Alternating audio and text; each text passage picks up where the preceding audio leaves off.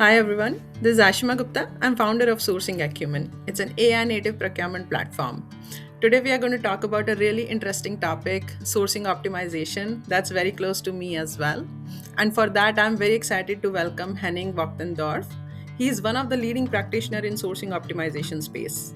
Henning has helped a lot of large organizations in solving complex sourcing challenges using sourcing optimization and game theory approach. What I particularly appreciate about Henning's perspective is that he doesn't see sourcing optimization as a mathematical exercise. It's rather about helping organizations solve complex problems and make better decisions, especially when there are multiple suppliers involved, there are competing constraints, stakeholder requirements, and trade offs are involved. And all of this cannot be just solved through simple price comparisons. So Henning, welcome to the discussion, and I'm really looking forward to hear the real experiences that you have had while leading the engagements. Hi, Aashima, and many thanks for having me. Wonderful. So let's start with the fundamental. Okay. When procurement professionals hear about the sourcing optimization, what often come to their mind is about complex algorithms and advanced software. So, from your perspective, how is sourcing optimization fundamentally different from traditional sourcing approaches? Yeah, first of all, I would like to point out what it is not. For me, sourcing optimization is not another sourcing software. It is not a special kind of reverse auction, nor it is a solver or algorithm. I would rather see that as a kind of decision-making discipline. It is a structured evaluation of alternatives that really helps to understand what are the trade-offs, what are better business decisions at the very end. So, but in fact, I have to say that it requires a special kind of sourcing software, something that can handle expressive bidding elements, what can handle scenario solving, and hopefully has also a very nice reporting functionality to actually being able to compare different scenarios, finding out what are these kind of trade-offs with these reporting functionalities. So in that sense, yes, it is a software, but not in the very first place, I would say. I also would like to say that it includes a little bit of a mindset shift. So usually we start from, or in traditional sourcing, we look at definitions, specifications, what is our demand, and on that basis we are collecting bids, we are comparing them, taking decisions, selecting suppliers, and these kind of things. But sourcing optimization is a little bit, or tries to be a little bit different. It focuses more on the actual business problem, articulates that in the platform, puts that out to the market, and explores with the suppliers together what are meaningful or suitable solutions to it, even considering alternatives, running them multiple scenarios, and then finding out what is really the best solution based on that. So this is really a different mindset. And this requires kind of a collaboration. It requires internal collaboration, working with your stakeholders internally, aligning with them, but also it requires then the external collaboration. For sure, you have to talk to your suppliers throughout the entire process, and not only over exchanging bids and stuff. Yeah. No, I totally agree with you. Like, especially the point around when you collaborate internally with the stakeholders and externally with the suppliers, you can invite expressive bids. You can, get the innovative offers from the suppliers depending upon what they see in the market. Right? They can also bring a lot of innovative offerings to the table, and combining everything, then you make your decision versus just like the pricing alone, which is more on the traditional sourcing side. Exactly. Yeah. Yeah, they are the. I would say suppliers are the experts in the market, aren't they? That's true. They sometimes they know they can come up with like better offering to your existing product. Like that's what the whole concept is about, expressive bidding versus you knowing everything possible. So it's a good exercise to invite the expressive offers from suppliers. Yeah, perhaps one additional thought to that. I have seen very often that if you ask for a very specific specification, and exactly that a supplier can't do or can only do at additional cost. But then if you allow him to sell it, but if I could do it slightly different, then I could do it much cheaper, much better, much quicker, you name it. Yeah. And this openness, I would like to include here in the approach.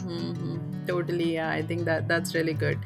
Moving on, Henning, one misconception, given all of the ways of modeling involved and expressive bidding involved, and not only pricing comparisons. So, one often thing it's perceived is that sourcing optimization is for only large, complex sourcing events, versus I think it could be equally useful for simple or relatively medium complex RFPs as well.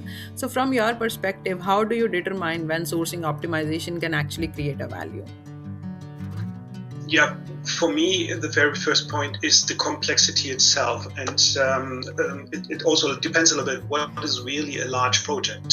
So a large project can be if you have many line items or you have a large spend size, that might be a large project. But and it comes along, if this is big, then usually you have a bigger complexity or larger complexity. But you can also find in medium-sized projects already a complexity that a human being is usually not being able to solve, and it still then generates the value if the approach is there, if people know how to apply it, and if then also the supporting technology is there. Why not use it also for these kind of events? Because you will also for these, let's say, mid-size events and mid-size complexity levels, you will generate additional value through a quicker process, through more insights, finding out already alternatives or ideas for the next tender round in the coming future, and these kind of things. So that's why even for the smaller, let's say, mid-size events, it is highly applicable. No, I totally agree with you. What we see at Sourcing Acumen is that it's getting demanded for medium complex event as well as it is for the large complex event. So it's not like top 1 or 2% of the RFPs that need sourcing optimization. It is getting used more and more. And especially the reason is, as soon as you get beyond even 20 line items, but you have 5 or 6 suppliers, Excel becomes complicated. So you need something. And there are still stakeholder constraints involved, right? The requirements are involved. You have operational constraints, and then there are qualitative factors I don't want to include any supplier that doesn't have a good financial stability. So if you start adding those kind of small factors in, and then you want to optimize, it becomes still a sourcing optimization problem to solve versus just simple Excel. Yeah, and it's then very time consuming in Excel to model all these things. You might be able to do so, but it takes a long time. And again, if the solution is there, why not using it? Because in a tool as such, it has a couple of clicks, takes probably a couple of minutes only, figuring out one scenario, and then you run the next one and the next one. In Excel, usually it takes hours, if not even longer. Totally, yeah. No, I fully agree with you. The operational efficiency could definitely be achieved even in the simpler RFPs. So you do a lot of sourcing optimization project, Henning. Would love to little bit understand about what are the prerequisites for a successful sourcing optimization project, how people can get ready. Yeah, I must say one thing hasn't changed. Data is still a big success factor. So the data quality, this is what I mean, the data accuracy, the completeness, that's definitely something what is still driving the outcome at the very end. Because it has an impact on how the calculation is being done, but also it has an impact on the transparency, what suppliers see, how they can rely on the data, and at the end, what are the commitments that you can give, and we'll come back to that even later. But data quality and completeness is key. There might be some help of AI these days, and I hope to complete that, but this still, it has to be done, although it is much quicker now and less effort driven as in the earlier days. So that would be my number one, but then it goes on with, I mentioned internal and external collaboration. So let's start with the internal one, with the stakeholder alignment. So you really have to intensively work with your internal stakeholders, be it from operation, engineering, from supply chain, quality, or finance, and there might be even more, but intensively work with them, get their commitment on when we can change, what are the assumptions, what are the prerequisites, and so forth. So that has to be crystal clear. Otherwise, you will end up in a very nice process. You have lots of interesting offers on the table, but you can't award them because this commitment isn't there, and at the very end they say no. So that's very key and important. And then that way, and by the way, this also allows you then to provide much more transparency to the suppliers and tell them, so if you're doing this, I can assure you, you will getting that. This is very, very powerful. If you this can communicate in a credible way, then this is very powerful and will drive the results significantly. We have seen that very, very often. And this leads me already to the collaboration with the external parts, means the suppliers. So also here, you have to constantly be in conversation with the suppliers, explaining what this tender is all about, how does it work, understanding their requests, and perhaps you might even want to change throughout the phases based on this input, what you are asking and so forth. So be flexible and really work with them throughout the process. And this well-structured and continuous communication for me is very, very important. And this includes, by the way, also feedback, I would say. Line item level feedback, ideally supported through a platform, giving really feedback. Here you're really bad, here you're rather good, so that they can focus their effort in a large tender or even in a smaller tender, that they really can focus their work on, and this makes it also much better. But also providing them feedback overall or on different levels of detail. This again drives much more the transparency, and you can make much better commitments in the way I've described that earlier. Last thing is, don't over-engineer. So the sophistication of the approach has to somehow match the value that can come out. And here we are a little bit back at the spend size, which usually determines in a certain way what savings you can get. So there, for let's say a medium size complexity or even spend size, you won't do the most sophisticated event ever, because you will then also have problems with your suppliers because they won't answer your questions and won't fill out the bid sheet, certainly, but balance that well. I think those are really good points, Henning, and I do agree with the stakeholder collaboration internally. Before you even run a sourcing optimization exercise, you need to know that what are non-negotiables and where they are okay to make changes by knowing the cost of the decision, right? Sometimes, your stakeholder might come back and say that I want supplier ABC in a particular region, right? Yes, is that non-negotiable, or is it that a trade-off could be done because you know that if you stick to those suppliers, there is a cost associated X with it. And when you actually run the sourcing optimization exercise and show the numbers, there are very high chances that stakeholders will actually, be aligned that, okay, let's look at the other suppliers who could serve this region. So that's how, the good thing about sourcing optimization is that you know the cost of your decision, right? And that you can share with your stakeholders and help them make, help them evolve their decisions. Yeah, and that's what I like so much about this scenario analysis, which is inbuilt in these sourcing platforms. So that's the key element also to drive the internal collaboration a little bit further down the road in the process, so that you really can make rather quickly transparent. So if we are going this and that way, considering these requirements and constraints, this would be the outcome.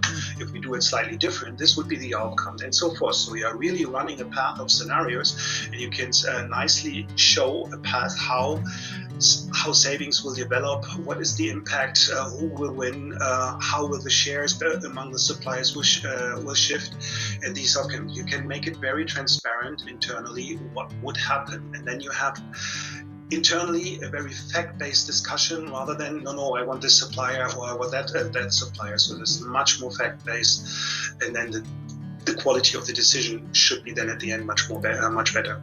Yeah. And also, same thing goes for suppliers as well. We do apply, for example, in logistic, you often apply a capacity constraint, right? If you share that feedback with the supplier, who knows, there is a scope to increase capacity, right? And then your decision could actually be different. So you give a chance to supplier to look at their capacity that they have committed, or even when we give the pricing feedback at line item level, they know where to take action, which lanes to take action, and then accordingly they can give you a better bid in subsequent rounds. So I think just not about pricing, but when you start factoring in the pricing, their operational efficiencies of operating in a particular region, right? And those bundles they can bring to the table, everything combined together, that gives you a really good outcome. Yeah, this is a super example where it really delivers additional value. So that's why I love it so much. Nice. Moving on, Henning, one of the last question is, that people do invest heavily in sourcing optimization technology, but they may or may not fully realize the value of it, right? So why do organizations struggle to successfully adopt sourcing optimization over the long term? What do you have seen? Yeah. First of all, I've seen that a lot, that companies start with this approach and are in the first projects and the pilot events. They are very successful, and then somehow the value drops a little bit. Probably it is because these first events are supported at least, or even done on behalf by experts, by external consultants, or by the technology provider with a professional services organization. That might be. And then there is a very good momentum. Everybody looks at this, and then the procurement organization is a little bit left on their own, and then they somehow have to run it themselves. But you have to remember, usually it is complex, and it requires a rather large variety of skills. It's very difficult to maintain these different skills in an organization. You have fluctuation, they are moving on and so forth, they are not in this area anymore, and then you don't have these skills anymore, but you need them. And in order to, and then you start doing your events again a little bit more or a little bit less sophisticated. You are not applying all the levers that you have identified, and you are slowly getting back to what traditional sourcing is. And then it also might then come to the point that you are just collecting the bits, and then you download that to Excel and you analyze it outside of the platform, which is not really recommendable at all, I must say. But this is what we've seen quite a lot. The more successful organizations, they deal with that in a slightly different way. Either they have the power and also the financial resources to actually maintain either an internal or even an external kind of center of excellence with experts that can help, or they somehow establish a coaching model. Either they have a few internal experts themselves, or even that is these are external experts. The difference is they are not full-time on board. They are used when they are needed, so you need a flexible support model so that you have expert guidance when you need them, that you have kind of a sparring partner when you have a particular question, when you need somebody to review certain details on an approach and so forth. But at the end, it is done by the organization and not on behalf in what usually happens in the pilots. And that way it could probably improve, and you can keep it on a higher level, and that way you can also drive then the adoption within a category, or even spread it across categories within the organization, and running more events like that, because we have found out at the very beginning that is a recommended approach even for the, let's say, mid-size sourcing events. No, I kind of agree with your point that Traditionally, organizations have to think about building a center of excellence to run this kind of a capability, right? But I personally think with AI, this is going to fundamentally change. Right now, no more sourcing optimization is left for the experts only, or like for the complex category, as I said, right?